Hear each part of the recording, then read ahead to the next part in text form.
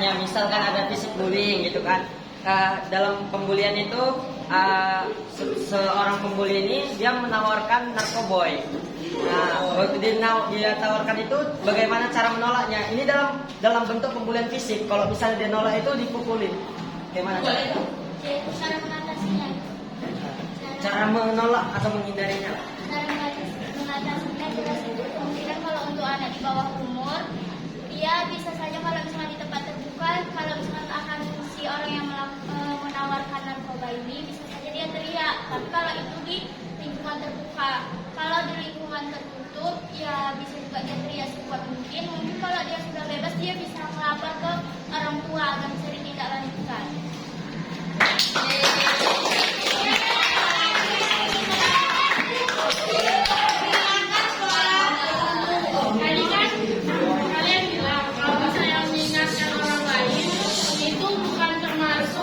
Pembulian. Nah, gimana kalau misalnya dia mengingatkan orang lain, tapi di tempat terbuka itu termasuk dia atau enggak?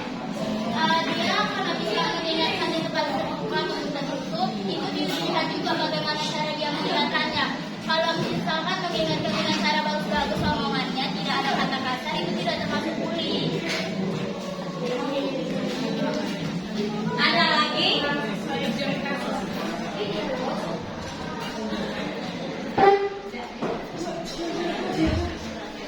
Oke, kita Sastra mau bertanya. Apa contoh dari bullying media sosial?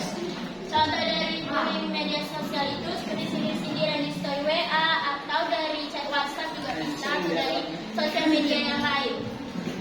Oke, baik sini.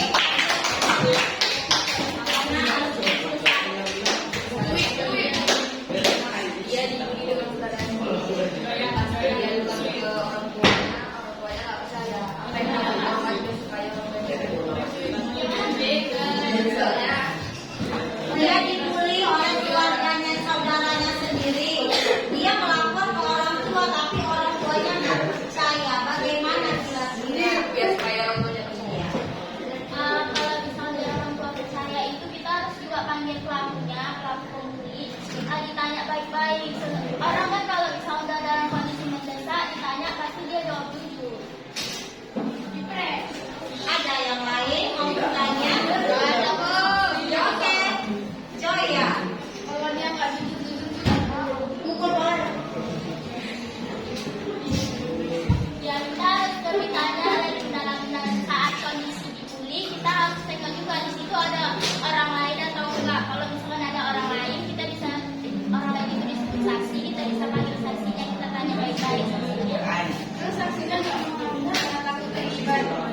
Karena kan orang itu sudah keluarga takut ada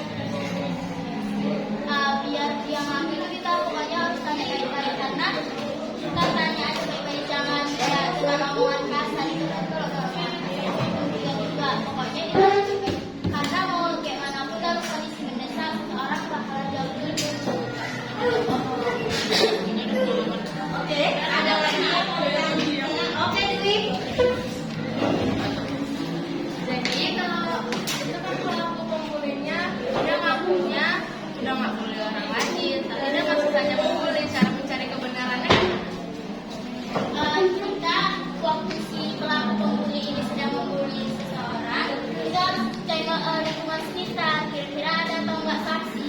Kalau misalkan ada saksi, kita bisa tanya ke saksi. Kalau misalkan nggak ada saksi, kita harus tanya bagus-bagus dengan si pelaku. Kita dari nggak juga, pokoknya kayak kalau misalkan si pelaku udah bilang kalau misalnya dia sudah nggak membuli, tapi rupanya dia ketahuan membuli lagi. Kita itu harus tanya baik-baik ke dia sampai dia Oke, apa Nadia? Silakan. misalnya dia mengatakan yang kenyataan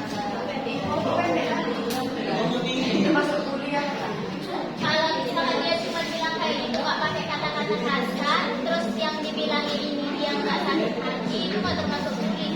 Kita tengok juga orang yang dibilangin itu dia modelannya baperan atau enggak. Kalau model orangnya baperan, kita harus jaga ucapan.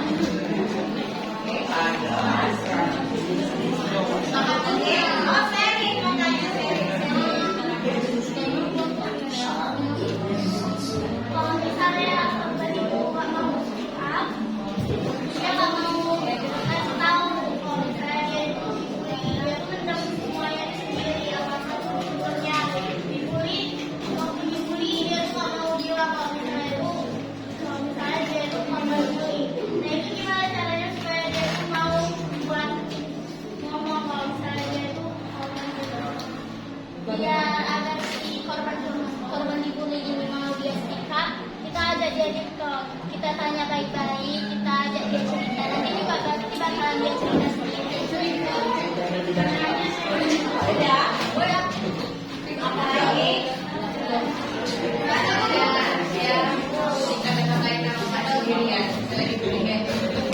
Kalau udah malas kalau dia bawa bukan, ini pas ya dia nyanyi lagu sama mamanya, tapi kakaknya tadi lebih cakap, makanya udah deh.